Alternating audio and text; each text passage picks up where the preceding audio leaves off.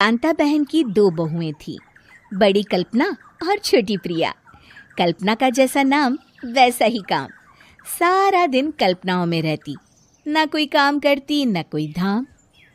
अरे कल्पना बहू, जरा अच्छी सी चटनी पीस दे, आज कुछ मजेदार खाने का मन है।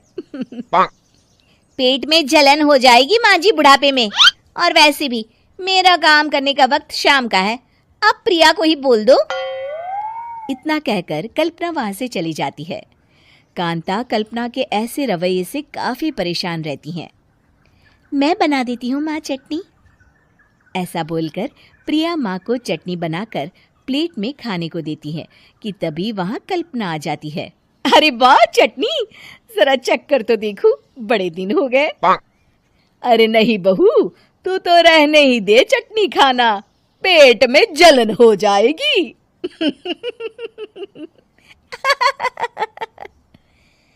इतना कहकर कांता और प्रिया दोनों हंसने लगते हैं।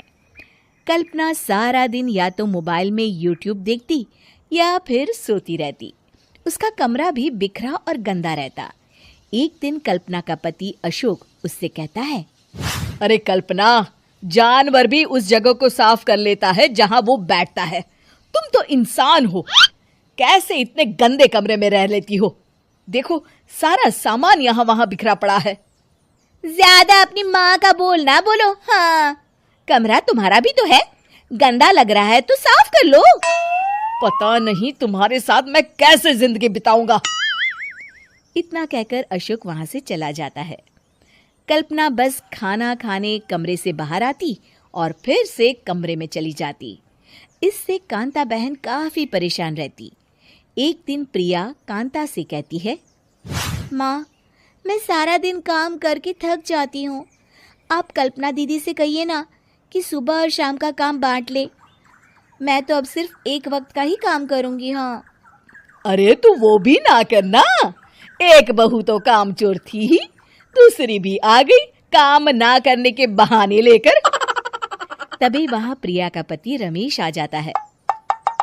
माँ, मैं देख रहा हूँ भाभी कोई काम नहीं करती। प्रिया सारा दिन घर और रसोई का काम करती है, अब कुछ करो ना माँ। कांता मन में कुछ सोचती है और कल्पना के पास जाती है। कल्पना फोन पर मेकअप करना देख रही होती है। कल्पना, तुम सारा दिन बस मोबाइल देखती हो, घर का कोई काम भी कर लिया करो। प्रिया सारा दिन काम करके थक जाती है।